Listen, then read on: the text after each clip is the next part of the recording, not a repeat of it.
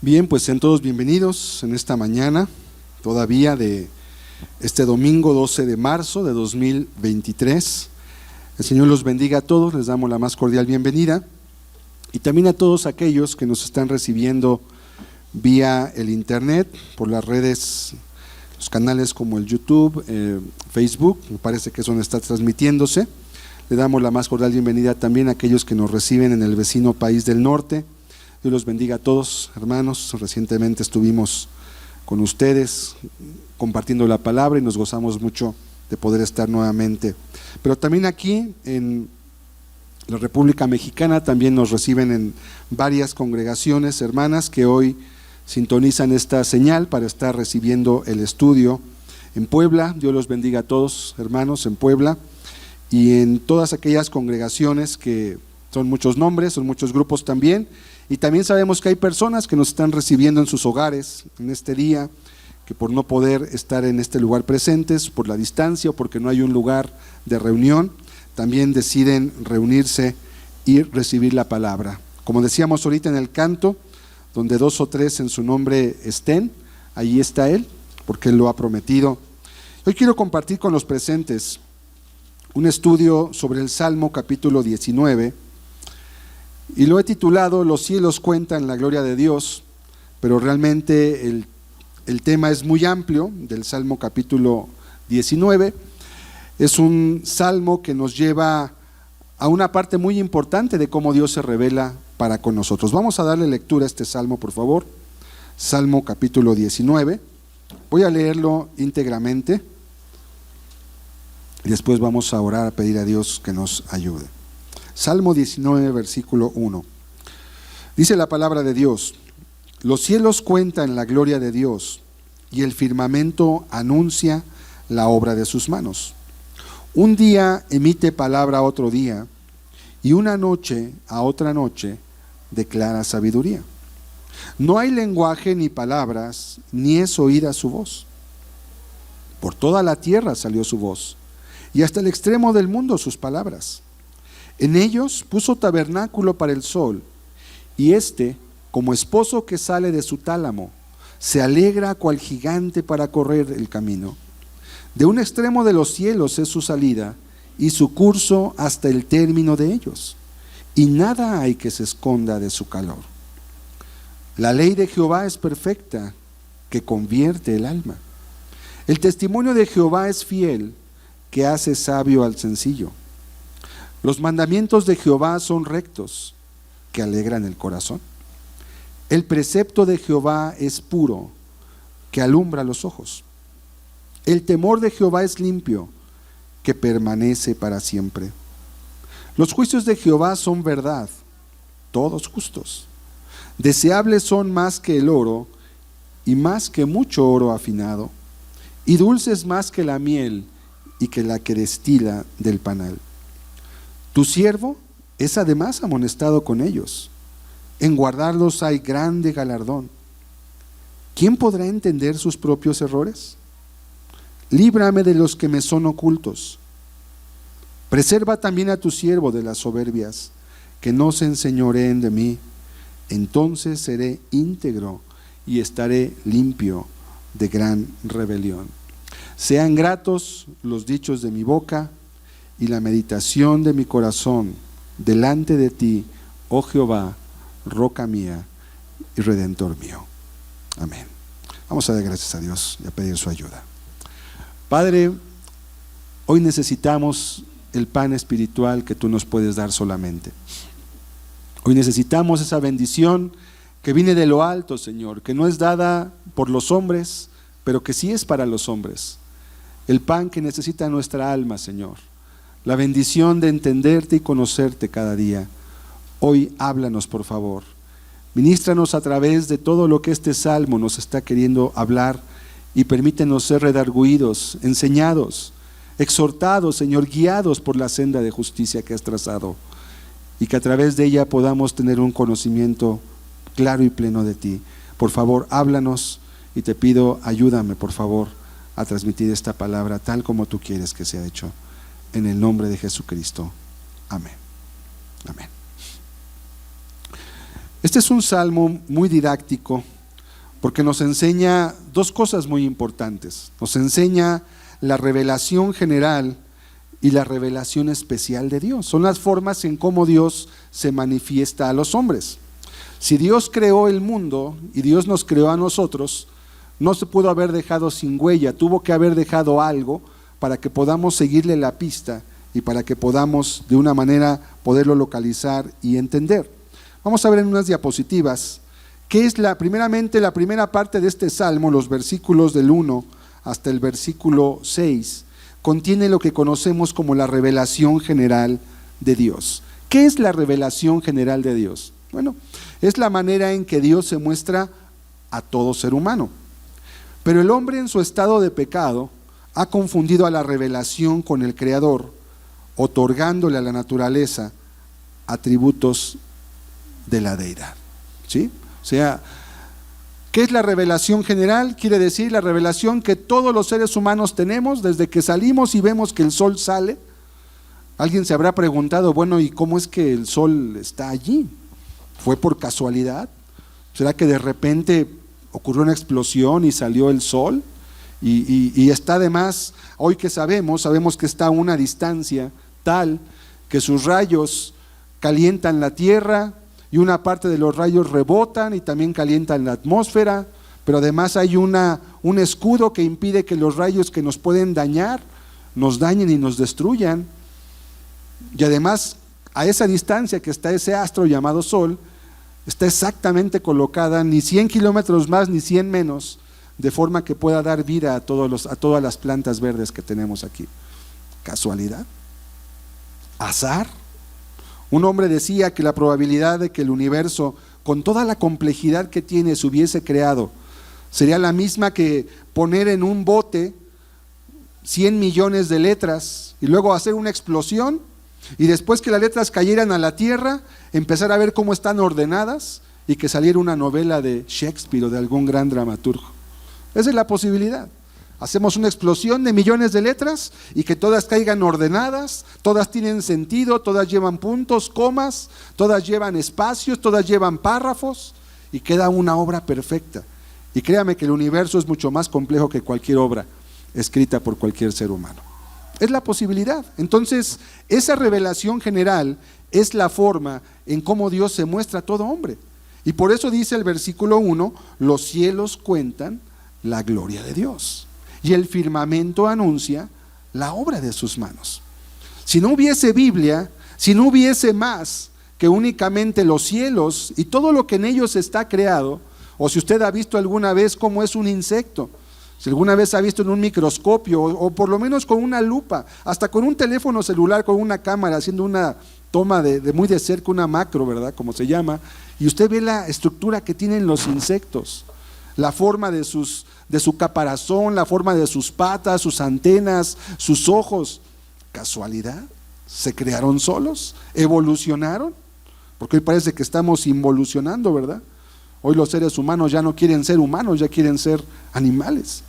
Estamos yéndonos para atrás como los cangrejos, no para adelante, ¿verdad?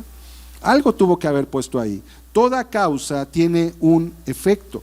Esa es la revelación especial, es la revelación, general, en la cual Dios se ha mostrado. Vamos a leer Romanos 1:20.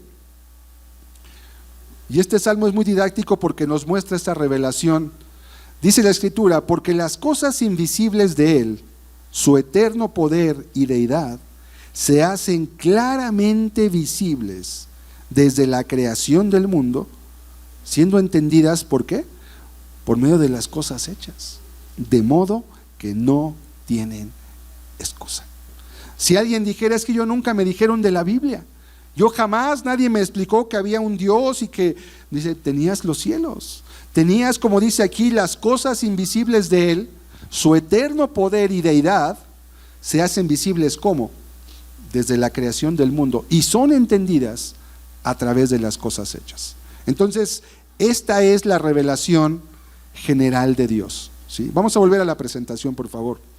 Entonces dijimos que era la forma en cómo Dios se revela a todo ser humano. Pero el hombre, en su condición pecaminosa, confunde, ¿qué confunde? La revelación con el Creador.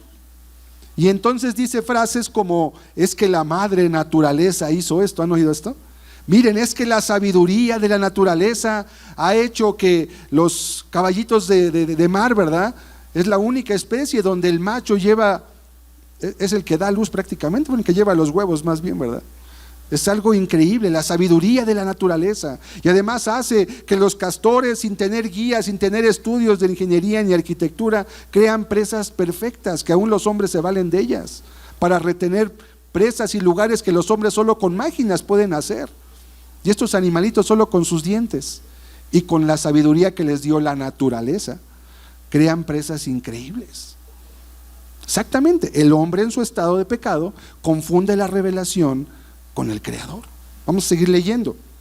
Es la manera en que Dios se muestra a todo ser humano, y el hombre confunde y le otorga a la naturaleza atributos de la deidad, ¿no? Entonces, que la naturaleza, ¿verdad? Y sobre todo las personas que tienden a glorificar la ciencia, y no hay nada de malo con la ciencia. De hecho, mientras más avanza la ciencia, más se confirma la palabra de Dios, porque la ciencia y la Biblia no están peleadas en ningún sentido. De hecho, se confirman. Pero la verdaderamente llamada, la que es ciencia real, no los inventos y las ideas de personas que están basadas en dibujitos, en imágenes y en creaciones por fe, que la gente dice que tiene sin tener ninguna evidencia, ¿verdad? La ciencia real en todo su conjunto. Entonces, las personas creen que la naturaleza tiene sabiduría, quién sabe de quién, ¿verdad? Se creó la naturaleza solita por el azar. No hay tal cosa. Es por eso muy importante que nosotros enseñemos a nuestros hijos esta importancia de la obra de Dios en todo lo que está hecho. Cuando vemos una molécula de ADN, si usted alguna vez ha visto esa hélice, ¿verdad?, que tenemos todos en cada célula, de los casi decenas de trillones de células que tenemos en nuestro cuerpo, cada célula tiene el mismo diseño. Dice, bueno, ¿esto cómo se pudo haber creado? Si vemos con un microscopio lo más pequeño, o si vemos con un telescopio lo más lejano, en todo vemos diseño, inteligencia y propósito. Y la inteligencia no se puede crear sola, porque toda causa crea un efecto, y el efecto siempre es menor que la causa. Si yo dejo caer una pelota aquí y rebota, si yo la dejo caer de 1,5 metros, ya no va a rebotar 1,5 metros. El efecto va a ser siempre menor que la causa. Entonces, si hay una inteligencia en nosotros, es porque otro ser inteligente tuvo que darnos esa inteligencia. No se pudo crear sola. Sino, ¿por qué los simios ya no se siguen haciendo hombres? ¿Verdad? ¿Por qué dejaron de evolucionar? ¿En dónde acabó? ¿Por qué no seguimos evolucionando? Al contrario, estamos involucionando realmente ya. Con la ideología de género y ese tipo de ideas, el ser humano no va a hacerse más grande ni más inteligente. Se está entorpeciendo cada vez más, porque han decidido dejar a Dios lejos de sus vidas. Esa es la razón de por qué los descubrimientos de la ciencia no ponen en riesgo la credibilidad de la Escritura. Al contrario, la van confirmando todavía más. Ahora sí, vamos otra vez al Salmo 19. Y entonces por eso la Biblia nos revela: los cielos cuentan la gloria de Dios. Ahí está dicho, ahí está hablado. Y el firmamento, los cielos, no solamente un cielo, dice los cielos. ¿Por qué? Porque hay 3 cielos. Tenemos el cielo que podemos ver cuando salimos aquí a la calle, y esa es nuestra atmósfera. Pero hay un segundo cielo, que es el espacio sideral, donde están los astros. Pero hay un tercer cielo, que es donde habita Dios. Por eso dice, los cielos cuentan la gloria de Dios. Y el firmamento, ¿qué es el firmamento? Es cuando usted ve las estrellas en una noche, que aquí en las ciudades no podemos ya verlas porque tenemos miles de focos, miles de lámparas que alumbran las calles. Pero si usted sale unos pocos kilómetros, se va a un lugar, por ejemplo a la Jusco, donde estamos lejos por encima de todas las lámparas de la ciudad, usted va a poder ver en noches claras, ahorita antes, estos días que son días despejados por el grande cantidad de viento que hay, va a ver usted muchas estrellas. Bueno, ese firmamento anuncia la obra de sus manos. Versículo 2. Un día emite palabra a otro día, y una noche a otra noche declara sabiduría. No hay palabras, pero el que es entendido se da cuenta, hay un Dios en todo esto. Nuestra propia conciencia nos testifica de todo ello, y por eso es tan importante que nosotros instruyamos a nuestros niños en la verdadera ciencia, la que coincide con la palabra. En ningún sentido hay esto. Por eso el teólogo Richard Baxter explicó lo siguiente al respecto en su excelente obra que habla de Predicador, cuídate a ti mismo, y da algunas notas al respecto. Vamos a leerlo, quiero que lo leamos juntos aquí en las diapositivas. Dice lo siguiente: la obra de Cristo nos restaura por medio de la fe a la pureza, la obediencia y el amor en los cuales el hombre fue creado al principio. Por lo tanto, los hombres más santos son los mejores estudiantes de la creación divina. El estudio de la ciencia no tiene valor a menos que se esté buscando a Dios en la ciencia. La única sabiduría verdadera consiste en ver, adorar, amar y deleitarse en Dios tal como Él se ha revelado en su creación. Por lo tanto, es un peligro en la educación anteponer otras materias al estudio de Dios. La teología debería ser primero y ser la guía en todos los demás estudios. La naturaleza debería ser leída como uno de los libros de Dios que Él hizo para revelarse a sí mismo.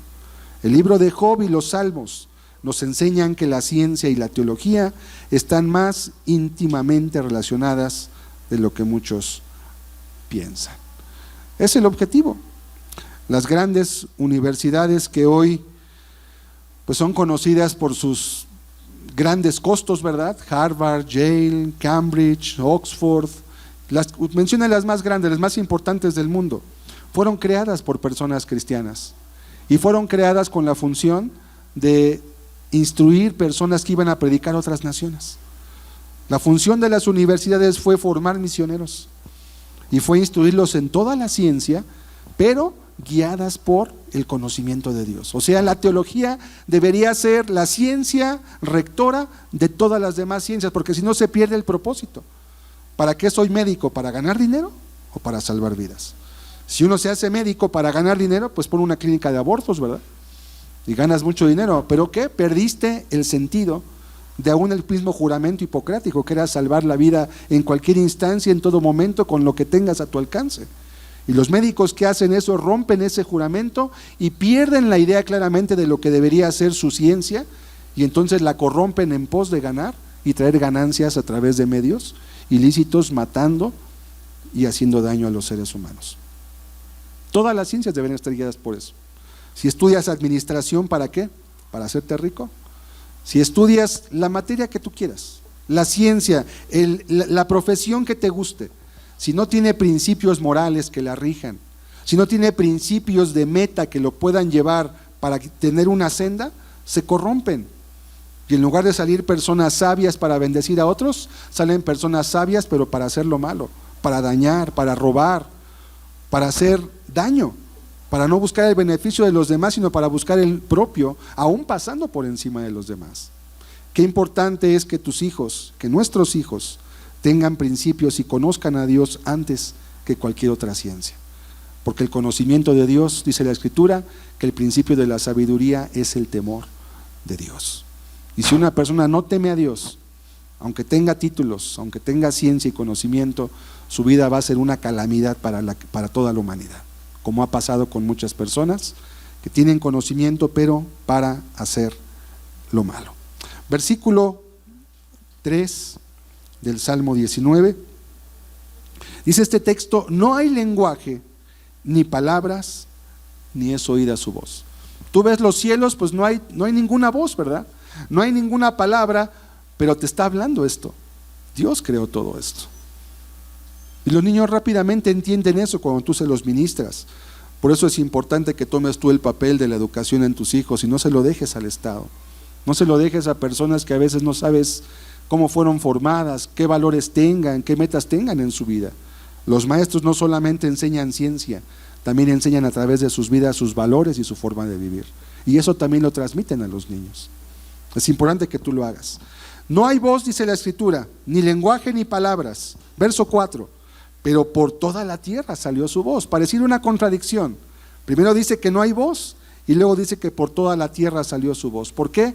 Porque es un sonido que no se percibe en el oído, sino se percibe en tu mente y en tu corazón. Y aún al oír las aves cantar, al oír el ruido de una cascada, de un río, al oír las olas del mar que quiebran en las peñas, eso te manifiesta la grandeza de Dios también, la fuerza que hay en el Creador, Cuando oyes un trueno, ¿verdad? Y que a veces te retumba y te hace hasta brincar. Dice la Biblia que la voz de Dios es como la de un trueno. Te habla la creación por todos lados.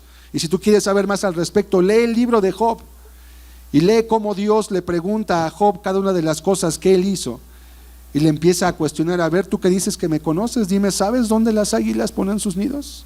¿Sabes cuál es el tiempo en que paren? Y aún hay ciertos animales que hasta el día de hoy, en los documentales de las grandes empresas que investigan la naturaleza, como National Geographic, por ejemplo, siguen descubriendo patrones de conducta en animales que jamás habían visto, que jamás sabían cómo hacían X o Y cosas.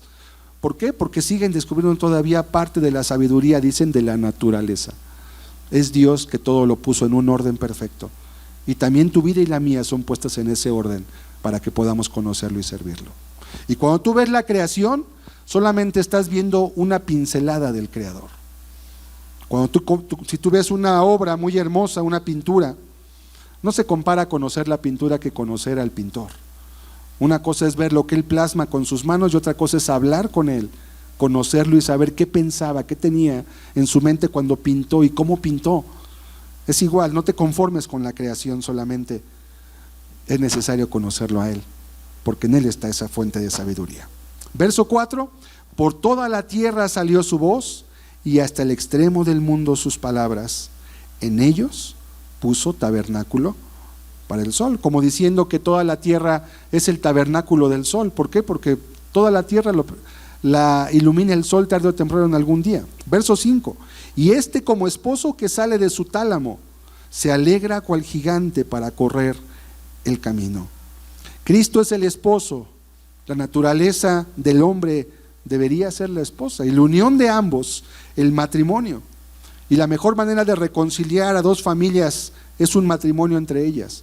Por eso dice la Biblia que el Verbo se hizo carne y habitó entre nosotros, porque Dios no creó el mundo y se fue a un universo extraño a hacer quién sabe qué, que es una creencia llamada deísmo, ¿verdad? No, Dios está en contacto con su creación y habla al ser humano y lo busca y tiene planes para él también. Por eso el Verbo se hace carne, habita entre nosotros para poder hacer así la paz entre Dios y los hombres. Verso 6 narra más todavía: de un extremo de los cielos es su salida y su curso hasta el término de ellos, y nada hay, dice la Escritura, que se esconda de su calor. Desde un extremo lo que podemos ver, ¿verdad? Y vemos como que el sol camina, corre. Hoy sabemos que no. Hoy a través de la ciencia hemos visto y conocemos que el sol no se mueve. De hecho, los que nos movemos somos nosotros. Y no solamente la tierra gira alrededor del sol, sino que además gira sobre sí misma. Y hace tiempo, ¿verdad?, hubo personas que tuvieron que sufrir un martirio por causa de decir que la tierra no era el centro del universo, sino que éramos solamente una pequeña partícula de arena en un universo, en un mar de planetas, y que somos muy pequeños también. Y aquí hay una controversia importante. Hay gente que dice: sí, precisamente esa gente que creyó en la Biblia fue la que mató a Copérnico, ¿verdad? O mató a aquellos que fueron quemados por decir esas verdades. Bueno, le hago una aclaración muy importante: el catolicismo no es el representante de la Biblia. Hay personas que por testimonios y que por intereses personales les interesaba que la gente se mantuviera en la ignorancia, como hasta el día de hoy todavía, ¿verdad? Todavía hasta 1960 en México se daba la misa en latín. Obviamente pues nadie entendía nada, ¿verdad? Cuando salían de la misa pues todos salían igual de ignorantes de la palabra, porque si con trabajo se entendía en español y luego les daban la misa en latín, pues no iban a entender absolutamente nada. Poco tiempo después que empezaron a llegar grupos de corte cristiano o evangélico, la palabra de Dios ya se enseñaba en español, y al ver la Iglesia Católica que muchos de sus fieles se iban a agrupaciones donde les explicaban la Biblia y la entendían, fue que empezaron a dar la misa en español ahora, ¿sí? ¿Pero por qué? Siempre ha habido un interés, porque el que maneja, el que tiene el conocimiento tiene el poder. Y si yo puedo mantener el conocimiento alejado de la gente no va a poder saber que lo que estoy haciendo es incorrecto. Por eso Martín Lutero dijo una vez, cuando encontró a uno de los curas que se oponía a su labor: si Dios me permite, voy a hacer que este campesino que no sabe leer sepa más de la Escritura de lo que tú sabes, le dijo a un párroco. que estudian ellos. Y así fue. Tradujo la Biblia al idioma alemán, el conocimiento llegó y la gente empezó a abrir los ojos y a darse cuenta que lo que les predicaban y lo que hacían y cómo vivían no tenía nada que ver con la Escritura, y eso provocó que hubiera luz en la vida de muchas personas. Qué importante es por ello. Y ahora hablamos solamente de esa revelación general, los cielos y la tierra. Pero aquí pasamos a la segunda parte de este salmo, la revelación especial de Dios. Dios se revela, sí, a través de los cielos y de la tierra, pero como el hombre se ha rebelado contra Dios, entonces confunde la revelación con el Creador y empieza a adorar la creación.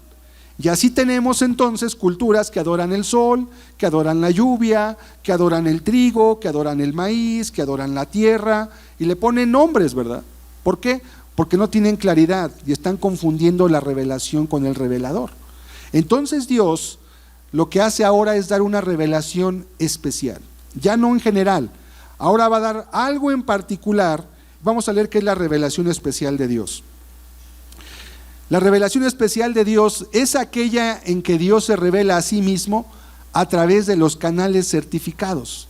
¿Qué son canales certificados? Son los medios que Dios autorizó para poder dar a conocer su nombre. ¿Y cuál es ese medio? La Escritura. Solamente a través de ella. Si no tenemos un medio a través del cual Dios se revele a sí mismo, cada quien va a crear a Dios de acuerdo a como su conciencia le conviene, ¿verdad? No, pues para mí Dios no condena el robo. No, pues para mí Dios no condena el adulterio. No, pues para mí Dios no condena la codicia. Entonces el hombre empieza a formarse un Dios de acuerdo a sus intereses, y eso no es cierto. ¿Qué hace Dios entonces? Se revela a sí mismo a través del canal de la Escritura, ya no de manera general, sino de forma especial para conocerlo íntimamente. Ya no voy solamente a ver la grandeza de Dios en la creación, ahora voy a saber qué piensa, qué quiere de mí, cómo se relaciona conmigo, qué quiere que yo haga y para qué fui diseñado también yo. Una de las grandes preguntas que los seres humanos tienen, sobre todo cuando llegan a una etapa de la adolescencia, la juventud, es, bueno, ¿y yo para qué fui creado? ¿Para qué estoy aquí? Y muchos han dicho, es que todos tenemos un propósito en la vida, y sí es cierto. Pero cuando tú no conoces a Dios, pierdes de vista ese propósito. Nunca alcanzas a comprender para qué estás aquí. Y como lo decía Richard Baxter, este teólogo puritano del siglo XVII, la razón por la cual fuimos creados fue para conocerlo a Él. Y el hombre no ve la luz ni entiende la luz hasta que no conoce a Dios. Y toda su vida, mientras discurre lejos de Dios, es una serie de tocar, de caerse, de golpearse, de errar, de fallar, de intentar por aquí, intentar por allá, y nunca encontrar realmente la paz, porque Dios nos diseñó de esa forma. No es una cuestión de un capricho, simplemente así estás formado. Así Dios te creó y tienes esa necesidad. Y ahora entonces Dios de manera especial nos empieza a mostrar cómo podemos llegar a entenderlo y conocerlo. Versículo 7 del Salmo 19. Dice la Escritura: la ley de Jehová es perfecta, que convierte el alma. Me detengo. ¿Por qué es perfecta la ley de Dios? Porque emana de quien es perfecto. Y créanme que la palabra perfecto es una palabra que nosotros solamente usamos de forma metafórica, porque realmente la perfección en el ámbito humano no existe. ¿Quién es perfecto? ¿Quién no tiene nunca una falla de nada, en ninguna palabra, en ninguna idea? Nadie. Sabemos que la perfección, aun cuando decimos esta comida te quedó perfecta, solamente es una metáfora. Sabemos que realmente esa palabra en nuestro medio humano no tiene aplicación, porque el ser humano está lleno de imperfección en todo sentido. Pero la ley de Jehová es perfecta por lo menos 3 razones. La primera, porque emana de Dios, y solamente quien es perfecto puede producir algo que sea perfecto. Ya de ahí los seres humanos pues quedamos descalificados por completo.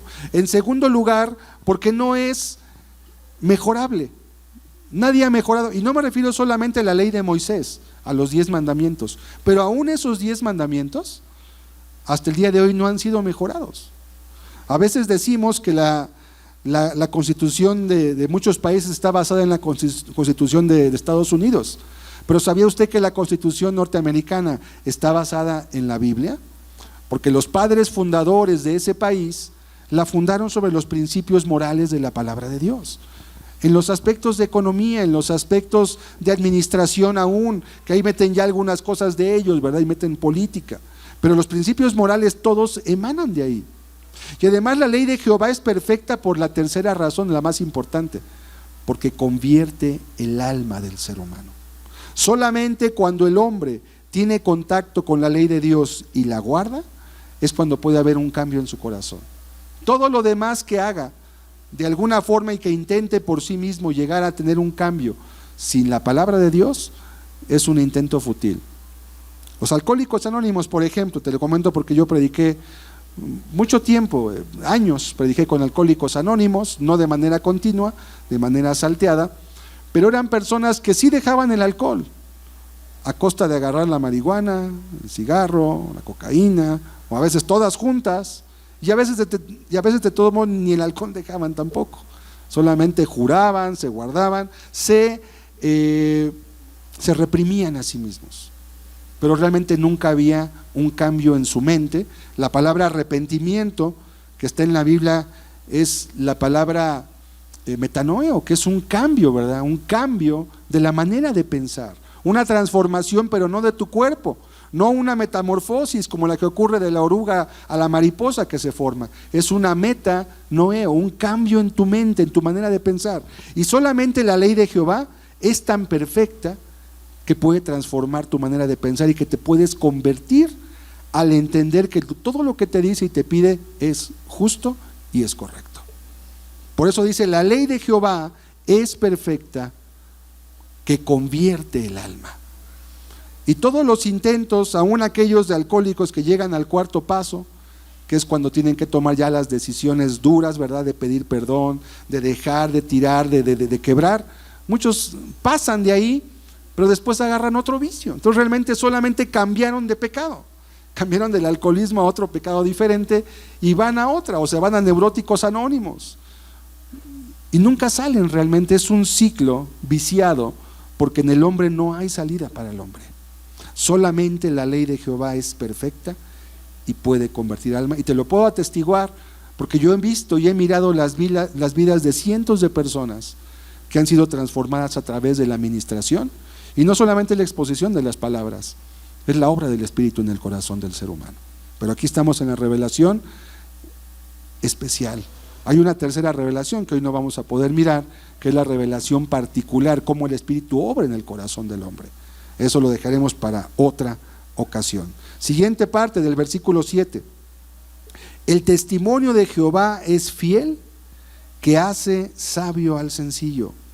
La otra razón de por qué la ley de Jehová es tan perfecta es porque es fiel. Fiel quiere decir que siempre cumple. Ahorita cantábamos, grande Señor es tu fidelidad. Y a veces pensamos en la fidelidad únicamente como una cualidad que nos ayuda porque, puesto que Dios es fiel, nos va a bendecir siempre. Pero también la fidelidad de Dios significa que Él también va a cumplir aquellas cosas que nos pueden dañar si nosotros persistimos en una forma de vida en la que lo forcemos a que Él actúe de una forma dura para con nosotros. Es fiel para cumplir las promesas, pero también es fiel para cumplir las advertencias que te hace. Por ejemplo, dice el proverbio, el hombre que reprendido endurece la cerviz, de repente será quebrantado y no habrá para él medicina. Bueno, Dios también es fiel en cumplir eso.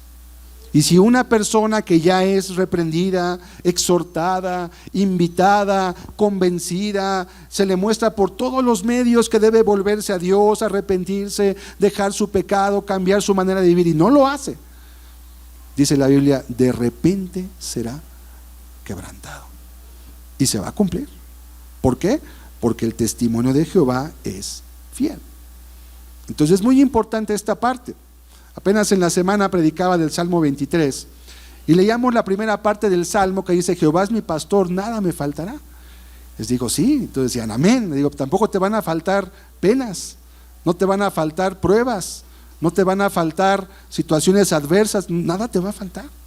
Ni lo que te gusta, ni tampoco te va a faltar lo que no te gusta. Todo te lo va a proveer Dios, porque todo es hermoso en su tiempo. Y a veces la prueba, como dice el libro de Hebreos, la prueba de nuestra fe produce paciencia. Y tenemos que ser probados. Y tenemos que pasar por el horno de la aflicción. Y tenemos que ser realmente pasados por ahí para que se consuma lo que no sirve, para que se consuma la escoria, para que se consuma lo que no glorifica a Dios. Nada te va a faltar. Entonces el testimonio de Jehová es fiel. Y aquí nos dice otra cualidad más que provoca la ley de Dios en el corazón del hombre. Dice que hace sabio al sencillo. Cuando dice que hace sabio al sencillo, pues no se está refiriendo a los estudios académicos, ¿verdad? Tienes que ir a una universidad, a una escuela, tu prepa, tu secundaria, etcétera. No se refiere a esa sabiduría, porque esa sabiduría la puede adquirir cualquiera. Cualquier persona hoy en día, a raíz de la pandemia que se puso mucho en boga lo de la educación a distancia, hay personas de 50, 60, 70, 80 años que están sacando sus títulos de ingeniería, de abogados, de administración, y se están graduando. No es difícil realmente conseguir un título y estudiar las materias. No, la sabiduría que se refiere aquí la Biblia es la sabiduría para las decisiones de la vida, que son las que nunca puedes encontrar en ninguna escuela. Las decisiones que tienes que tomar y que son las que más dolor te pueden causar en tu vida. ¿Cómo elijo una pareja? ¿Cómo crío a mis hijos? ¿A qué dedico mi vida? ¿Cómo puedo salir de este hoyo donde me metí? No hay salida a veces. La gente tiene que recurrir a los adivinos, a las cartas, al tarot, a la brujería. ¿Por qué? Porque se encuentran en callejones sin salida y no saben realmente cómo salir adelante. Hoy en día hay cada vez menos matrimonios porque los jóvenes se han convencido a sí mismos de que el matrimonio es una institución inútil. Siempre la gente se acaba divorciando, claro. Cuando no tienes la sabiduría de Dios, el matrimonio se vuelve una carga, no una bendición, como realmente lo es. ¿Por qué? Porque han puesto a Dios tras sus espaldas y han, como dice la Biblia en el Romanos, creyendo ser sabios, se han vuelto necios. Y aplican su sabiduría, y aplican su conocimiento, y aplican su experiencia, y el resultado es desastre, caos. Hoy tenemos la generación que quién sabe qué va a pasar en 10, 15 años, cuando todo esto de la ideología de género empieza a dar sus frutos. En estos niños que están empezando a ser criados ahí, quién sabe qué vamos a ver en la sociedad. Pero prepárese a ver cosas que usted ni siquiera se imagina. Están haciendo un experimento de ingeniería social espantoso. Y lo peor es que la gente no está haciendo nada porque no está entendiendo lo que se está buscando hacer. Se quedan solamente con lo que está por encimita. Ay, pues mi hijo es mi hijo y mi hija es mi hija y nadie lo va a convencer. ¿No? ¿Eso crees tú? Cuando el Estado le dé la fuerza y les diga que tienen derecho a cambiarse de sexo, como ya ha ocurrido, ¿verdad? Cuando niños de 10 años puedan pedir un cambio de sexo o de nombre y tú no puedas hacer nada para impedirlo, vas a decir, a ver qué está pasando aquí, algo está mal. Exactamente. Pero mientras tanto no hacemos nada. El testimonio de Jehová es fiel porque hace sabio al sencillo, y entonces una persona, aunque no tenga estudios, aunque no tenga una capacitación académica, va a poder entender cosas de la vida que una persona muy estudiada nunca va a entender. ¿Por qué? Para empezar, porque la soberbia dice, no, si yo tengo más estudio, yo sé más que él. Bueno, el estudio es una cosa y otra cosa es la sabiduría. El conocimiento todos lo podemos obtener, pero la sabiduría es la facultad para saber cuándo aplicar ese conocimiento. Y no todos saben cuándo. Hay mucha gente que no sabe cuándo hablar y cuándo callarse. Hay gente que no sabe cuándo persistir en una acción y cuándo dejar de hacerlo. No tienen sabiduría. Hay gente que no tiene sabiduría para saber cómo arreglar un problema personal. Se enredan, se amargan, se acaban matando, se insultan. ¿Dónde está la sabiduría? Los políticos parece un circo, ¿verdad? Se pelean, se dicen, se insultan, parecen niños peleándose, no tienen ninguna sabiduría porque todos están buscando su propio beneficio, nadie busca el bien realmente de la sociedad, de la comunidad. No tienen sabiduría. Por eso es que ningún sistema político es la solución para ningún país. La solución es que el hombre pueda ser transformado a través de la palabra de Dios. Y entonces sí, políticos, médicos, banqueros, si van iluminados con esta luz, entonces sí van a poder transformar a través de su conocimiento la sociedad y a las personas que tengan acceso. Fuera de eso, nunca. En lugar de tener gente sabia, estamos siendo gobernados y llevados por personas que carecen de la más elemental sabiduría y conocimiento. Sigamos leyendo, versículo 8. Los mandamientos de Jehová son rectos, que alegran el corazón. ¿Por qué son rectos? Porque nos guían a la santidad y a la justicia. Y cuando una persona realmente puede vivir una vida de real libertad, la libertad no es la capacidad de hacer lo que tú quieras, eso se llama libertinaje. Y nuestros jóvenes tienen una confusión muy grande con esa palabra. Dicen que quieren ser libres cuando realmente lo que quieren hacer es lo que ellos quieren y no sujetarse a sus padres. Eso no es libertad. La verdadera libertad está en la sujeción de corazón. Porque todos lados donde tú vayas hay reglas. Aquí hay reglas. Cuando sales a la calle hay reglas. Cuando vas a tu lugar de estudio tienes reglas. Cuando entras a tu casa tienes reglas. Si entras a un supermercado hay reglas. Dime un lugar donde no haya reglas. Aún en el campo hay reglas. No puedes prenderle fuego a los árboles. No puedes robarte un árbol y llevártelo cuando tú quieras. ¿Por qué? Porque hay reglas en todo. No puedes tirar desperdicios químicos porque te arrestan, es un delito. Todo tiene reglas. Entonces la palabra libertad no es la capacidad de poder hacer lo que tú quieras. La libertad es la capacidad de poder hacer lo que tienes que hacer, con contentamiento en tu vida. Por eso los mandamientos de Jehová son rectos, porque alegran tu corazón. Y ve el progreso. Primero dice, la ley de Jehová es perfecta, que convierte, fue convertido. Después, el testimonio de Jehová es fiel, que hace sabio, es convertido. Luego es hecho sabio y ahora es hecho feliz. Por eso es tan valiosa la palabra de Dios. Porque solo en la Escritura puedes encontrar el camino real para encontrar la razón por la cual tú estás en esta tierra. Y fuera de este camino que está en la Escritura, no está otro. Y te puedes pasar 50 años buscando, teniendo más títulos, alcanzando mayores logros, recibiendo más aplausos de la comunidad, y al final un grande vacío va a inundar tu corazón. Mientras no encuentres a Dios, nunca podrás ser realmente feliz. Como dice el canto, ¿verdad? Solo Dios hace al hombre feliz. Es más que un bonito canto, es una realidad expresada a través de notas y palabras. Una realidad que puedes estar y está a tu alcance. Los mandamientos de Jehová son rectos. ¿Qué mayor gozo tiene un padre en esta tierra? Que sus hijos caminen en la verdad. Que sus hijos puedan hacer lo que es recto. Un padre se siente feliz cuando ve que su hijo lo honra, cuando ve que su hijo hace lo que es correcto, cuando está tomando buenas decisiones en su vida. ¿O se alegra el padre de alguien que gana dinero vendiendo droga? ¿O gana dinero porque está teniendo una clínica de abortos? ¿O porque haciendo tranzas aquí por allá y todo lo quieren ahora ya matar y lo está buscando la policía? Pero tiene mucho dinero. Eso no hace feliz a los padres. Por dentro sufren mucho. Por dentro se duelen, aunque por fuera tengan un éxito aparente. Los mandamientos de Jehová son rectos, que alegran el corazón. Dice después, el precepto de Jehová es puro, que alumbra los ojos.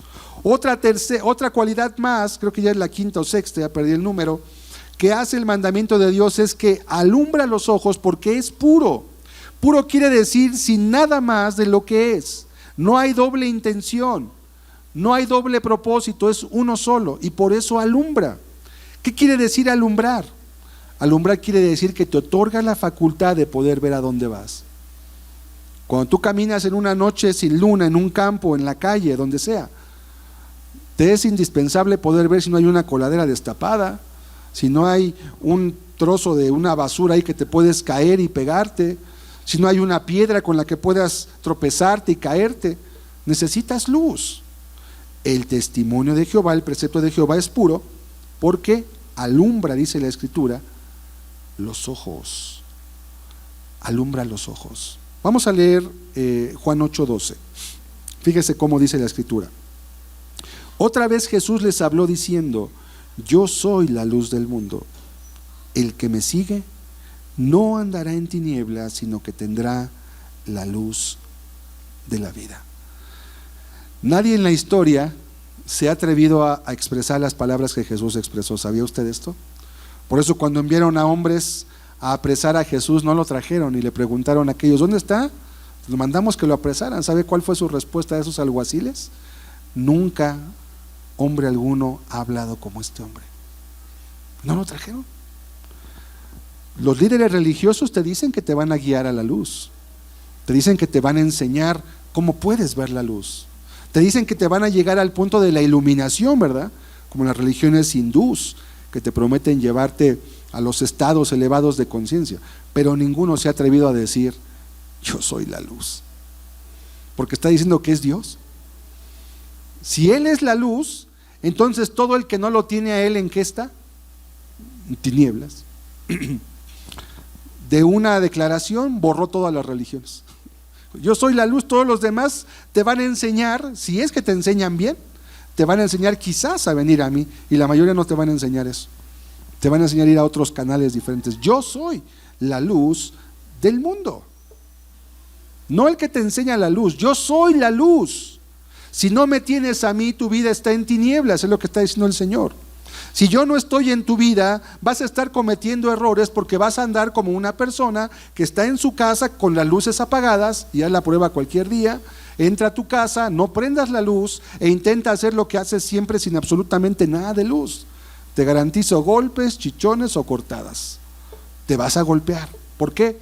Porque aunque es tu casa, sin la luz vas a cometer muchos errores. Te vas a dar cuenta que no calculaste bien la distancia, y si tienes un lugar como aquí que está muy bajito, puede que de repente te pegues, te machuques, te choques con la pared.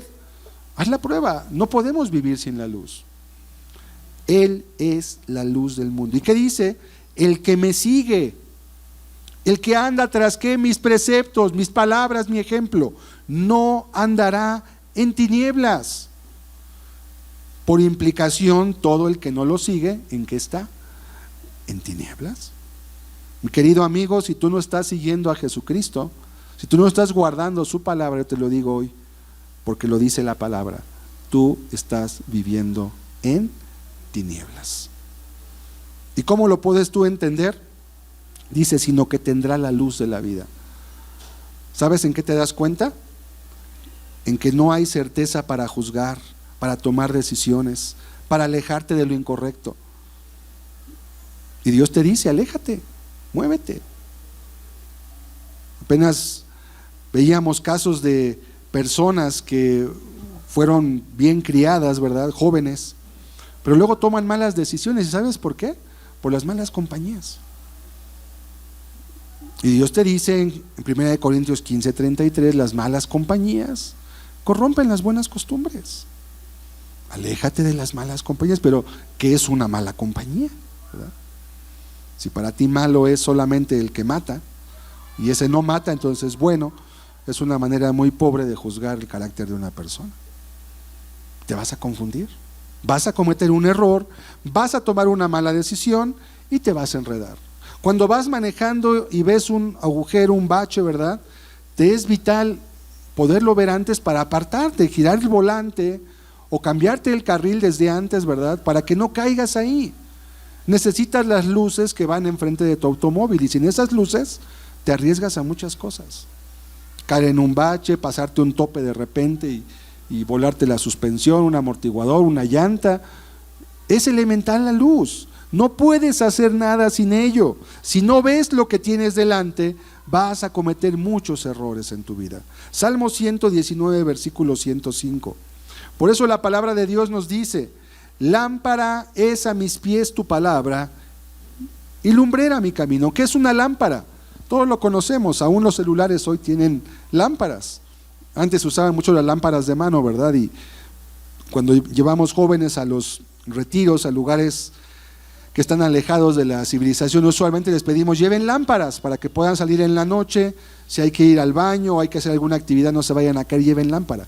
Pero no solo es lámpara a tus pies, dice es lumbrera. ¿Qué es una lumbrera? Una lumbrera es una luz muy grande, podría ser el sol. De hecho, la Biblia le llama lumbreras a las estrellas.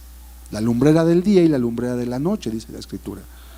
La luz, el sol alumbra en el día y la luna te alumbra en la noche, aunque la luna no tiene luz, es un pedazo de piedra, pero refleja la luz del sol y nos ilumina hasta acá su reflejo, ¿verdad? Entonces, lámpara es a mis pies tu palabra. Para los pasos pequeños que tienes que dar, necesitas una lámpara.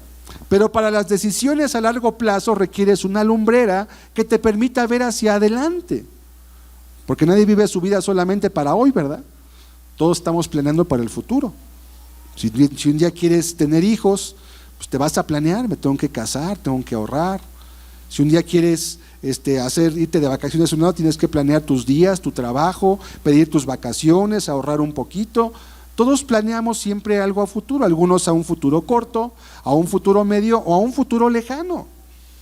Hay gente que a sus 25 años ya tiene su plan de retiro, porque hoy ya no hay jubilaciones, lamentablemente, ¿verdad? Ya la gente no se puede jubilar.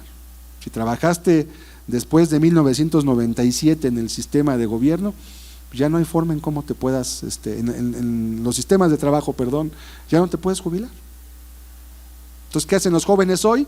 Pues jóvenes de 25 años que apenas inician su vida profesional, ya tienen su plan de retiro, con aseguradoras que lo están dando. ¿Y por qué? Tienen que planear a futuro. A lo mejor ni llegan, pero ¿y qué tal si sí llegan? ¿Qué necesitas? Una lumbrera. ¿Y sabes cuál es esa lumbrera? La palabra de Dios. Para que no te equivoques y no decidas lo que no debes decidir, pero también para que no dejes de hacer lo que sí tienes que hacer. Lámpara es a mis pies tu palabra. Proverbios 4:19, otro texto más que nos enseña sobre esta verdad. Proverbios 4:19, dice la Escritura: el camino de los impíos es como la oscuridad, no saben en qué tropiezan. Error en error, de mal en mal, nunca aprenden y luego se amargan contra Dios porque no los ayudó.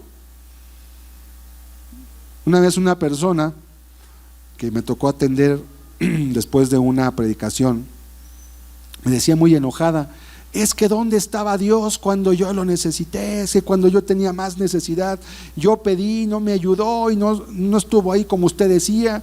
Y yo estuve oyéndola un ratito y la verdad sí me molesté mucho porque veía la injusticia. Le dije: permítame un momentito, quiero hacer una pregunta nada más. Dígame, ¿cuándo usted le preguntó a Dios sobre las decisiones que tomó? ¿Lo tomó en cuenta él? ¿Le preguntó si era lo correcto? Dijo: pues no, yo lo hice. Entonces, ¿por qué Dios tiene que solucionarle las decisiones malas que usted tomó? Ignorando cosas que yo ahorita usted veo que hizo y que las hizo completamente brincándose todos los preceptos de justicia y de santidad y de moral que hay en la Biblia. Y quiere que Dios sea nada más como el que salga adelante a sacarlo a flote cuando se está hundiendo, y aparte se enoja. Dije: por favor, o sea, qué injusto puede ser eso, ¿verdad? Y así es el hombre con Dios, muy injusto. Quieren que Dios sea como el mesero, le truenan los dedos: ya llegué, aquí estoy, bendíceme, cuídame, ayúdame. Permíteme, o sea, Dios no nos necesita a nosotros, pero tú y yo sí necesitamos a Dios. Él no es más ni menos porque le falte tu alabanza o tu adoración o tu servicio, pero tú y yo, sin Él, sin su bendición, estamos, como dice Proverbios 4:19, en oscuridad, sin luz, nos perdemos, nos extraviamos, nos equivocamos y después preguntamos: ¿por qué la vida es tan injusta? No, la vida no es injusta. Tus decisiones van formando tu camino y tu vida. Tus decisiones buenas o tus decisiones incorrectas van forjando lo que hasta el día de hoy eres. No culpes a la vida. Es bueno hacerse responsable y es de sabios reconocer que si hemos tomado malas decisiones, también hay un camino que la Biblia marca para poder salir de eso y avanzar y no quedarnos solamente viendo con nostalgia la vida que ya dejamos atrás y empezar a cantar como muchos, ¿no? Le hacen canciones a la vida y culpan a todos de las decisiones que ellos tomaron por sí mismos. Versículo 9 del Salmo 19. Pero todavía hay más. El temor de Jehová es limpio, que permanece para siempre. Quiere decir que es un temor no servil. No solo es un temor por el castigo, es un temor de ensuciar lo que es limpio. Por eso es un temor que nunca pasará. El temor de Jehová es el principio de la sabiduría. El temor de Jehová es limpio, que permanece para siempre. Y los juicios de Jehová son verdad, todos justos. Qué bueno saber que permanece para siempre, ¿verdad? Los imperios caen, los reyes mueren, los caudillos pasan, otros toman sus lugares, pero la palabra de Dios y los que en ella confían, dice la Escritura, nunca van a pasar. Van a permanecer todavía. Por eso dice en el libro de Apocalipsis: bienaventurados los que mueren en Cristo, en el Señor, porque sus obras continúan con ellos. pero ellos van a descansar de sus obras. Pero sus obras siguen, continúan. Salmo 125, versículo 1. Dice la Escritura en este salmo: los que confían en Jehová son como el monte de Sión, que no se mueve, sino que permanece para siempre. ¿Quiénes son como ese monte? Hasta hoy está el monte de Sión, ¿eh? Si usted va a la tierra ahí en Israel, va a encontrar el monte de Sión. No se mueve, permanece para siempre. Bueno, así son los que confían en Jehová. Van a permanecer porque hay un temor en ellos que les guía a hacer las cosas, no solamente cuando los ven, sino también cuando no los ven, porque sabe que Dios lo está viendo aunque no lo vea nadie más. Y ese temor le guía a hacer y a no hacer también. Por eso ese temor es limpio, y la persona que vive bajo ese temor va a permanecer para siempre. Y dice después: los juicios de Jehová son verdad, todos justos. Primera de Juan 2:17. Dice la Escritura en este texto, Primera de Juan 2:17: y el mundo pasa y sus deseos, pero el que hace la voluntad de Dios permanece para siempre. El mundo pasa. Todo lo que hoy tú quieres tener de este mundo, las cosas que has visto en televisión, en revistas, en anuncios, en el supermercado, que quisieras tener, todo eso va a pasar. Todos esos deseos un día se van a acabar. Toda esa comida que tanto te gusta, si Dios te concede la facultad de la vida, va a llegar una edad en la cual ya ni te sepa la comida, ya vas a perder la facultad de percibir los sabores. Ya ni te va a parecer la comida como que algo muy bueno. Todo pasa y sus deseos también. Pero los que hacen la voluntad de Dios permanecen para siempre. No pongas tu esperanza en las cosas de este mundo, porque todas se pasan. Es una apariencia solamente. Dura un poquito y después se disipa. Pon tu esperanza y tu confianza en Dios y en su palabra. Hay grande galardón en guardarlos. Vamos a ver la tercera parte de este salmo: los beneficios de guardar. Ya vimos varios beneficios, ¿eh? Te hace sabio, te convierte, te hace feliz, te da luz, te da entendimiento. ¿Y qué más quieres? Todo lo que no vas a aprender en ninguna escuela, en ninguna universidad, Dios te lo va a dar, y además es gratis, no cuesta. Vamos a leerlo, versículo 10 del Salmo 19. Deseables, ¿de qué está hablando? De todo lo que estamos leyendo, del precepto, de la ley, del testimonio, del mandamiento. Deseables son más que el oro, y mucho más que oro afinado, y dulces más que miel, y que la que destila del panal. Claro, si traen gozo, sabiduría, paz, bendición, valen más que el oro. El oro no trae eso. A veces la gente, cuando encuentra el oro, en lugar de traer bendición, le trae muerte y descontrol en sus vidas. Busca algún día, por curiosidad, creo que aquí ya lo comenté una vez, las tragedias de las personas que han ganado la lotería en el mundo. Y mire, está ahí montones de casos. Gente que se ganó, no sé, 80 millones de dólares o 30 millones, cantidades grandísimas, que uno pensaría, no, pues ya su vida está hecha. O cantidades no tan grandes, 500,000 dólares. ¿Sabe qué pasa? La mayoría de esas personas acaban con sus matrimonios destruidos, acaban despilfarrando todo lo que tienen. Algunos acabaron hasta muertos, otros hasta en la cárcel, y algunos dijeron algunos: maldigo el día en que me saqué la lotería, en que compré ese billete de lotería, porque no les fue una bendición.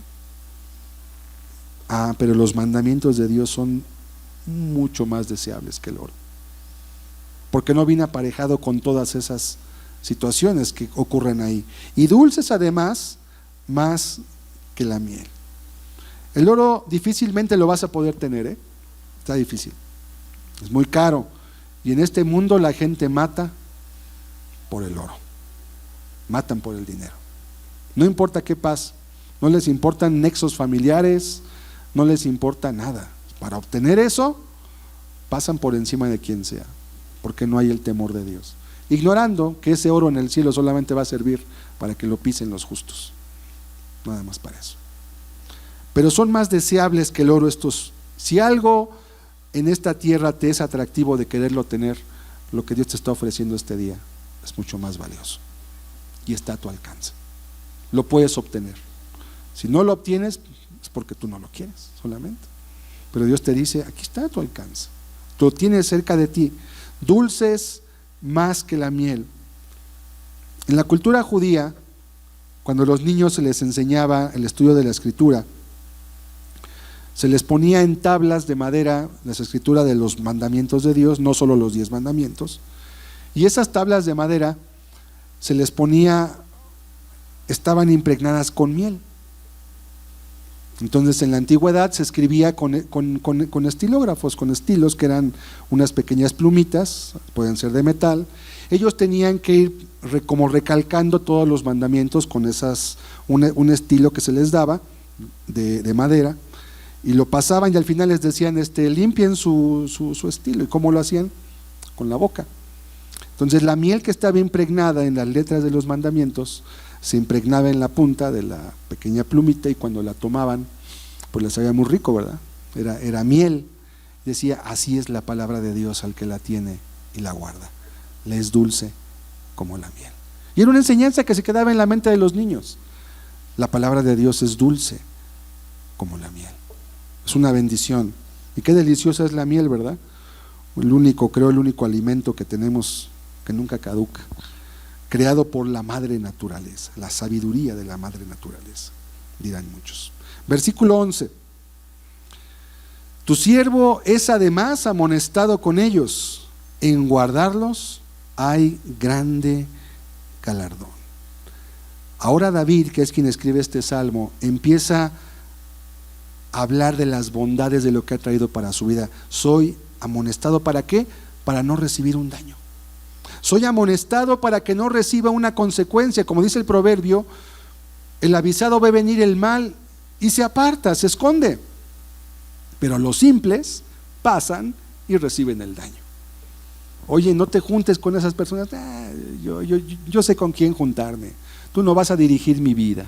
Ándale pues, júntate con esas malas influencias. Y después, ¿qué pasa?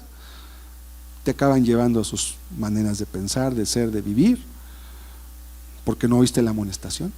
Cuando tú oyes la amonestación de Dios, vas a recibir, como dice el texto, en guardarlos hay grande galardón. El primer galardón que vas a obtener no solamente es el de aquí, que ya todo lo que ya hablamos de lo que trae de beneficios la palabra de Dios, ya eso es suficiente. Pero además de eso, viene el galardón en la presencia de Dios todavía. En guardarlos hay grande galardón, un galardón que está aquí en la tierra, pero ese galardón trasciende a tu vida y vas a recibir realmente ese premio una vez que dejes esta tierra. Si te mostraste digno de ella, y podrás oír un día la voz de Dios que te diga: bien, buen siervo y fiel, sobre poco has sido fiel, sobre mucho te pondré, entra en el gozo de tu Señor. Pero si lo poquito que tenías aquí no lo supiste guardar, manejar, administrar, distribuir, cuidar como buen mayordomo, te va a ser quitado entonces, porque no te mostraste digno. Y es que en el cielo no va a estar la gente como algunos lo han interpretado, no vamos a estar tocando arpitas en una nube con una aureola. Hay cosas que hacer, hay labores que atender. Por eso le dijo: sobre poco has sido fiel, sobre mucho te voy a poner. ¿Y qué hicieron esos hombres? Les dejó su Señor talentos para que trabajaran con ellos. No, la vida del cielo no sé cómo va a ser, no me preguntes, pero va a haber mucho que hacer seguramente. Es una parábola que tiene un contenido. Sobre poco has sido fiel, sobre mucho te pondré. Fuiste buen administrador, te voy a poner sobre las riquezas reales, porque en las riquezas injustas me fuiste fiel. Ahora que te dé lo que realmente es mío, ahora vas a poder administrar con realidad y con verdad.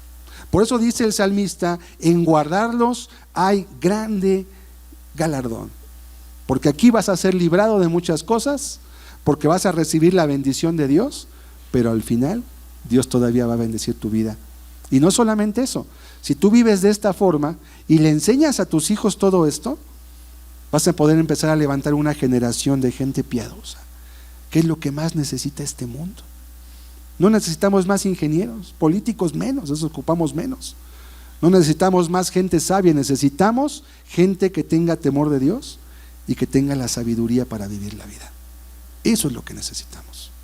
Es lo que va a transformar este mundo. No más escuelas, no más educación.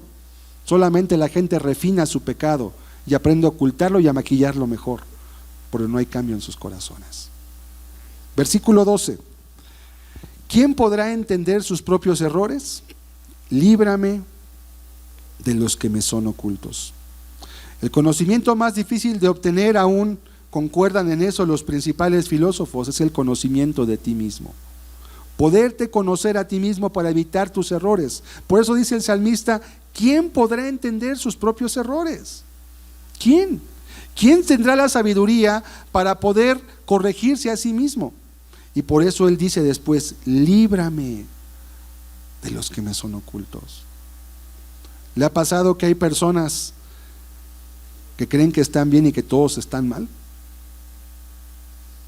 Como en aquella historia, ¿verdad? De ese hombre que iba en sentido contrario en su carro y que oyó en el radio y decía, cuidado, porque hay un loco en el periférico en sentido contrario. Dice, ¿uno? Son un montón, dice. ¿Cuál uno? Y muchos así son. Realmente piensan que ellos tienen la única verdad y no pueden ser corregidos por nadie. Líbrame de los errores que me son ocultos. David, ¿sabe qué era? ¿Por qué pedía eso a David? Era un rey. ¿Quién corrige a un rey? ¿Quién le puede decir, rey, tú estás mal? Juan el Bautista lo hizo, acabó en la cárcel y luego acabó decapitado. No le fue muy bien. ¿Quién puede corregir una autoridad? ¿Quién puede corregir un hombre que es tomado por sabio y está en la cima de todos? David sabía, soy humano y puedo equivocarme, y solo en tu palabra, Señor, puedo ser corregido. Ayúdame, líbrame. No permitas que me vuelva esclavo de mis propias faltas o pecados. Y tenemos en 1 de Samuel la historia de cuando David decidió dejar detrás los mandamientos de Dios y se fue a lo más hondo del pozo de las tinieblas. Mató, adulteró, engañó, blasfemó. El dulce cantor de Israel, porque hubo un momento en su vida en que él echó entre sus espaldas la palabra de Dios y en eso se convirtió. Por eso él decía, líbrame. ¿Cuándo escribiría este salmo? ¿En qué etapa de su vida? No lo sabemos. Pero tanto si fue después que fue convertido o restituido, ¿verdad? Se acordaría. Y si fue antes, quizás vería esto después, porque no solamente son salmos de David, son salmos inspirados por el Espíritu Santo. Muy importante eso también. Líbrame de los que me son ocultos. ¿Quién puede corregir? ¿O quién corrige a un padre, verdad? En una casa, cuando eres tú la autoridad, los que tenemos la autoridad porque somos cabeza de familia, ¿quién nos puede corregir? Si no somos humildes, nos podemos quedar toda nuestra vida en nuestro propio error, pensando que nosotros estamos bien y no estamos bien. Necesitamos la dirección de Dios. ¿Cuáles son ocultos? Jeremías 17, versículo 9. Dice la Escritura en este texto: engañoso es el corazón más que todas las cosas y perverso. ¿Quién lo conocerá? Obviamente está hablando del corazón de la persona inconversa, ¿verdad? Es perverso. El corazón del justo, el cristiano, ha sido convertido, como dice el Salmo 19 que leímos ahorita. Verso 10. ¿Quién lo conocerá? Yo, Jehová, que escudriño la mente, que pruebo el corazón, para dar a cada uno según su camino, según el fruto de sus obras. ¿Sabes quién es quien puede reprenderte y corregirte, mi amado? Solamente Dios. Si no te pones tú bajo su dirección, puedes llevar a toda tu familia a la ruina, porque tú como cabeza de hogar siendo padre, o tú como cabeza de hogar siendo mujer, si eres madre soltera y no tienes un varón que guíe tu vida y no tienes la dirección de Dios, puedes llevar a tus hijos y a los tuyos a la perdición, y tú vas a entregarle cuentas a Dios de tus hijos. Y Dios te va a preguntar, ¿qué hiciste con la masa que te entregué en tus manos? Porque yo te entregué una masilla y tú la formaste con tus palabras, con tu ejemplo, con tu testimonio, con tu enseñanza, con lo que hacías y con lo que no hacías con ellos. ¿Cómo los formaste? Yo te la entregué, pero no es tuya, solamente te la di un tiempo, te la di a consignación, solamente me la tienes que entregar. ¿Dónde está ese hijo que te di? ¿Dónde está esa hija que yo te confié? ¿Qué le enseñaste? Ese es un talento que Dios te dejó. Si has pensado en la parábola de los talentos, pues uno de esos talentos son la familia. La familia es lo más preciado que puede haber en esta tierra. El valor de un hijo El valor de una relación, de un cónyuge, sobrepasa cualquier valor de cualquier cosa en esta tierra. ¿Cómo lo trataste? ¿Cómo lo administraste? ¿Cómo lo utilizaste? ¿Cómo te serviste o cómo lo serviste? Por eso decía David: líbrame de los pecados que me son ocultos. No vaya a ser que yo mismo esté destruyendo a los míos por mi falta de humildad, de sabiduría y de entendimiento. Líbrame, Señor. David sabía que solamente en estos preceptos estaba la sabiduría para poder caminar en integridad y en pureza. Versículo 13. Hay otra clase de esos pecados que David pedía: líbrame. Podrían ser los pecados por hierro, ¿verdad? Las cosas que yo no conozco, porque no es líbrame porque no sé que soy ladrón. Pues si eres ladrón lo sabes. No es de eso. Él hablaba de cosas que él pudiera no tener claras y que pudieran estarlo llevando en un camino incorrecto. Verso 13. Preserva también a tu siervo de las soberbias, que no se enseñoreen de mí. ¿Qué son las soberbias? Esto es especialmente peligroso porque en el Antiguo Testamento la Biblia habla de dos tipos de pecados.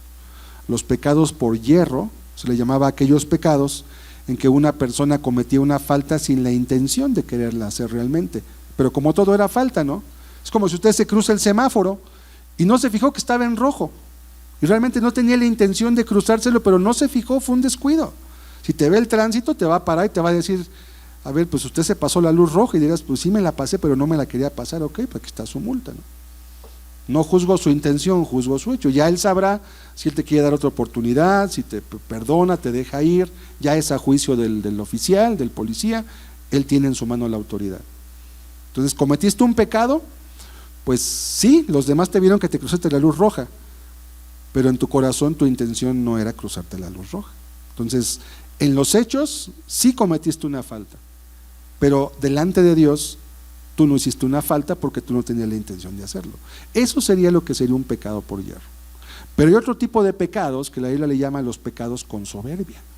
Vamos a leerlo aquí en Números 15, versículo 29, y de esos son los que yo entiendo que David está pidiendo que le libre Dios. El nacido entre los hijos de Israel dice: y el extranjero que habitare entre ellos, una misma ley tendréis para el que hiciere algo por hierro, lo que le decía el hierro. Mas la persona que hiciera algo con soberbia, así el natural como el extranjero, ultraja a Jehová. Esa persona será cortada de en medio de su pueblo. ¿Qué es el pecado por soberbia? Es cuando una persona dice: pues sí, sé que es pecado, sé que está mal, sé que no lo debo de hacer, pero lo voy a hacer. Y eso ya es otra cosa, es muy diferente, ¿sí? ¿Por qué?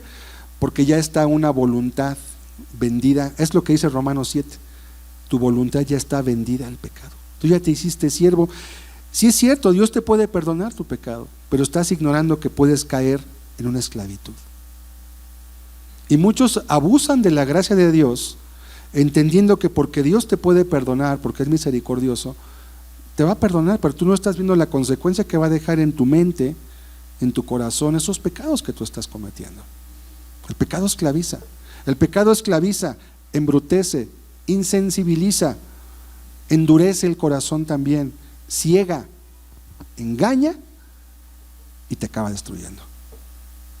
Y Dios te quiere librar de todo eso.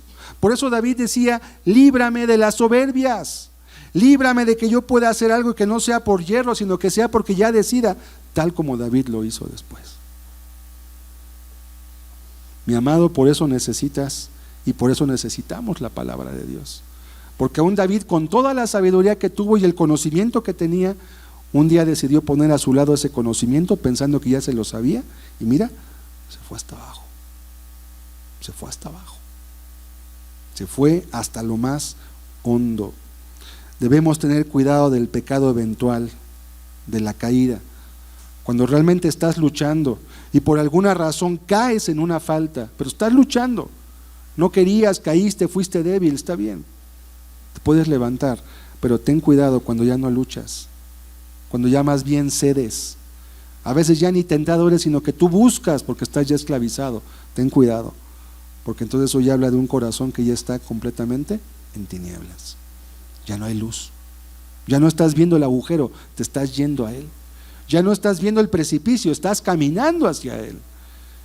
Y Dios te va a dejar tu decisión. Por eso David decía, vamos a volver otra vez el verso 13 del Salmo 19. Perdón, desde el 12.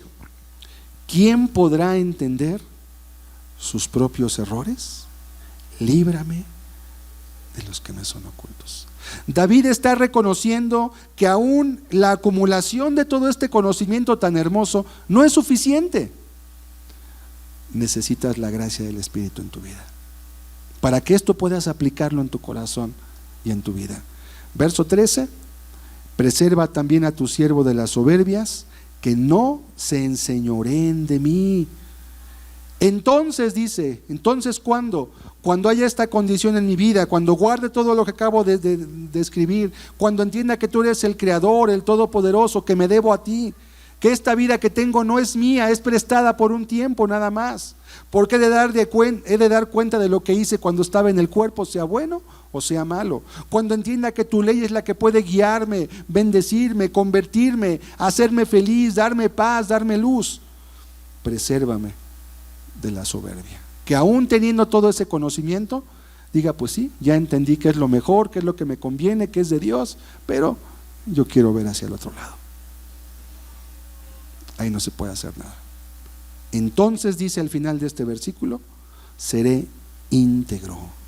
¿Qué significa íntegro? La palabra íntegro es la misma palabra de entero. Y algo que está entero no le falta nada, porque está entero, ¿verdad? Entonces la palabra íntegro quiere decir que la persona no le falta nada en su carácter. Es justa, es recta, es misericordiosa, está formada por Dios. Y estaré limpio de gran rebelión.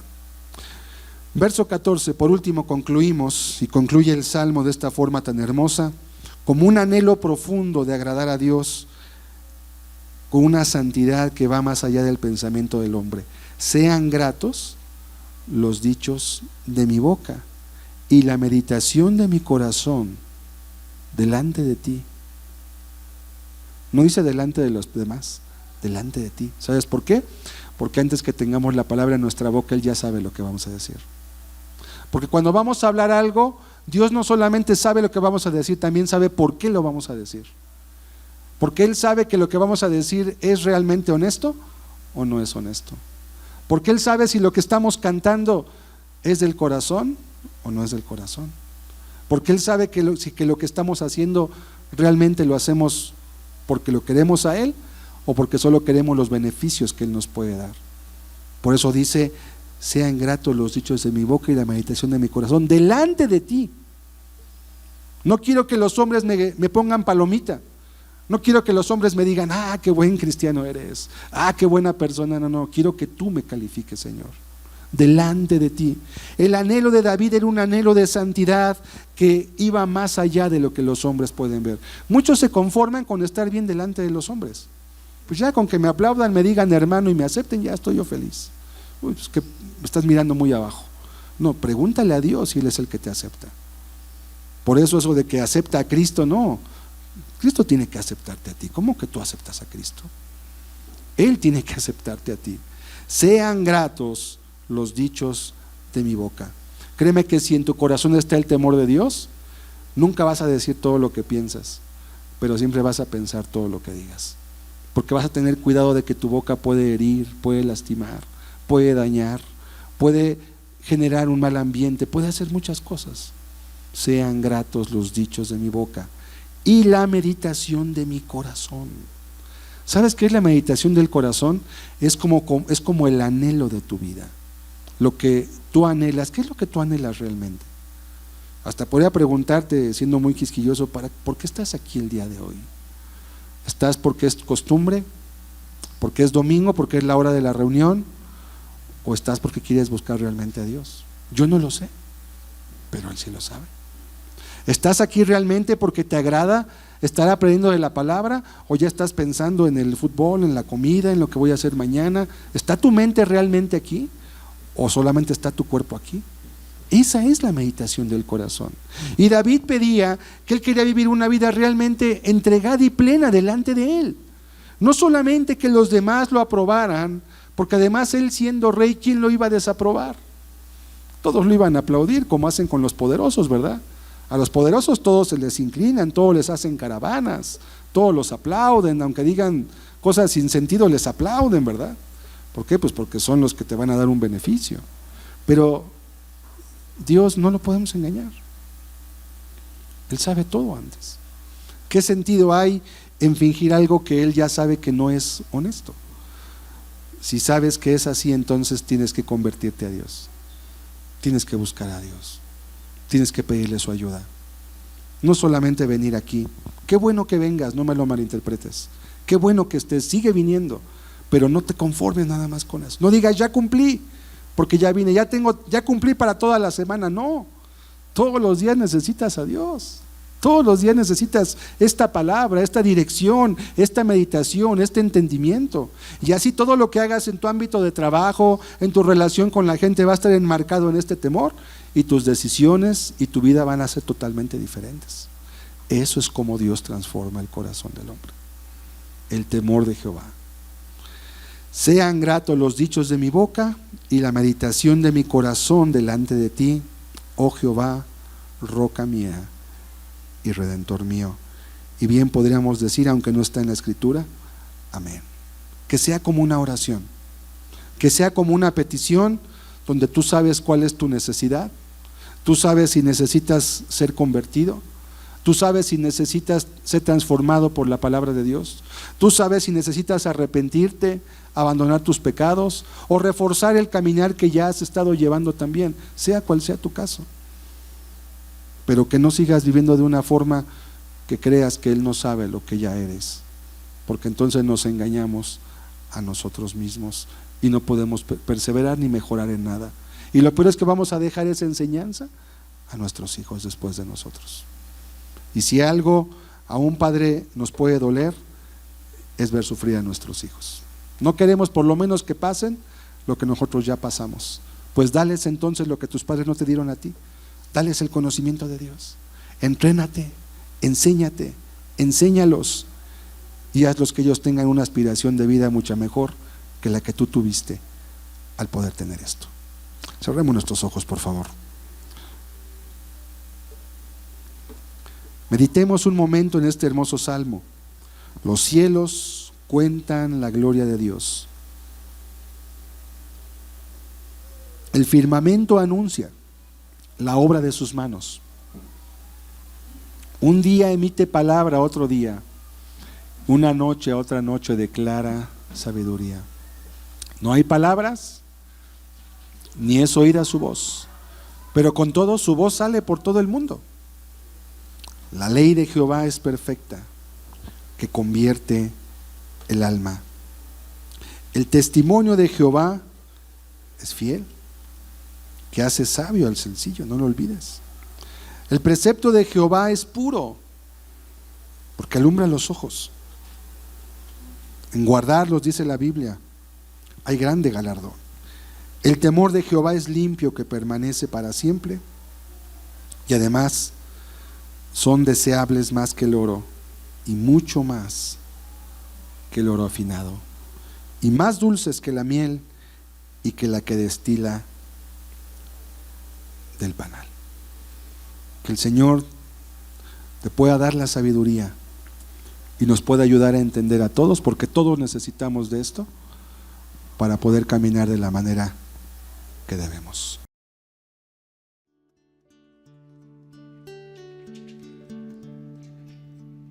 El Salmo 119, el más grande de toda la Escritura, el más extenso, se dedica únicamente a mostrar las bendiciones, las bondades, los beneficios de la palabra de Dios en la vida del hombre. Tiene 176 versículos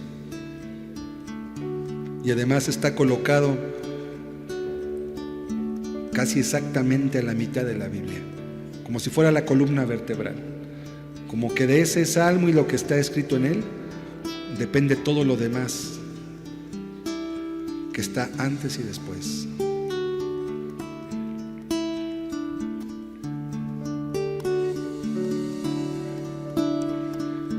Nunca jamás me olvidaré de tu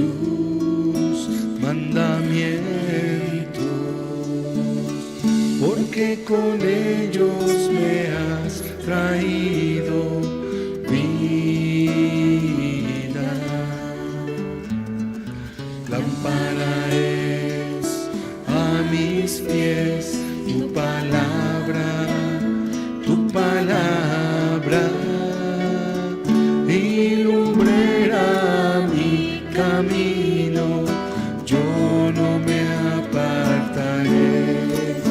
Tuyo soy, sálvame, porque he buscado tu rostro.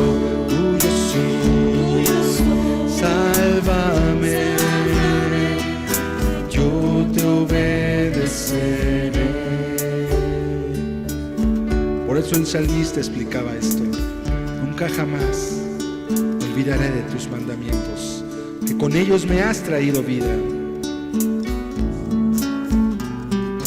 Nunca jamás me olvidaré de tus mandamientos, porque con ellos me has traído vida. Lámpara es a mis pies tu palabra, y lumbrera mi camino. Yo no me apartaré. Tuyo soy, sálvame, porque he buscado tu rostro. Tuyo soy, sálvame, que yo te obedeceré. Tuyo soy, sálvame, que yo he buscado tu rostro. Tuyo soy, sálvame, que yo te obedeceré. Enséñanos a andar por esta senda, Señor. Entendemos que en verdad tus mandamientos son rectos, son buenos, bendicen el alma, Señor, transforman la vida del hombre, le hacen andar en el camino correcto, en ese camino que trae paz, la paz que sobrepasa todo entendimiento, la paz que en esta tierra no podemos hallar, Señor. Enséñanos a andar en el camino de tu palabra. Danos entendimiento para poder andar en ella y no desviarnos, Señor. Tenemos ejemplos en la Escritura, tristes, de algunos que se han desviado, Señor. Líbranos. No somos mejores que ellos. Enséñanos.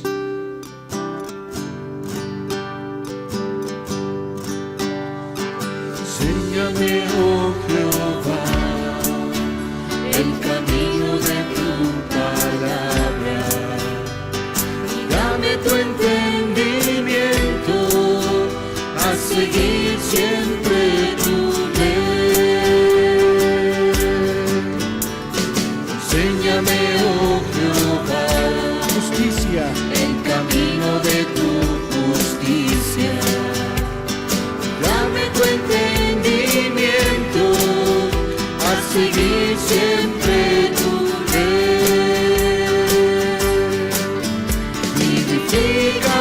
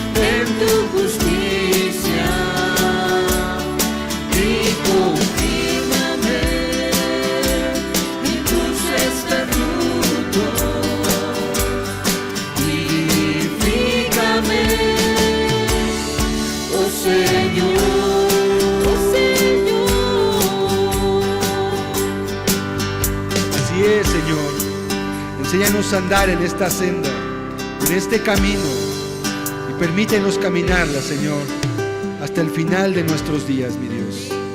Te damos hoy gracias porque nos llevas y nos guías para andar por esta senda de justicia.